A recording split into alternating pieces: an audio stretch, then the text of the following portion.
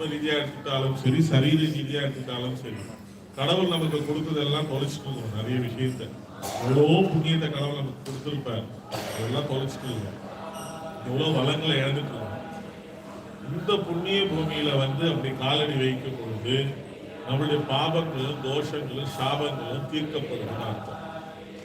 கங்கா மாதா இங்கிருந்துதான் கங்கையா மாறலாம். அதாவது அலக்நந்தா நதின்னு சொல்லிட்டு ஒண்ணு வரும், பகிரதி நதின்னு சொல்லிட்டு ஒண்ணு வரும். ரெண்டும் சேர்ந்து கொஞ்ச தூரம் இங்கிருந்து ஒரு 80 கிலோமீட்டர் போனீங்கன்னா அது ஒரு இடம் பேர், அங்கதான் ரெண்டு பேரும் ஒன்று சேருங்க. ஒன்று சேர்ந்து சங்கமமாகி இங்க கங்கையா மாறி வராங்க. இங்கதான் கங்கை ஆரம்பிக்கிற இடம்.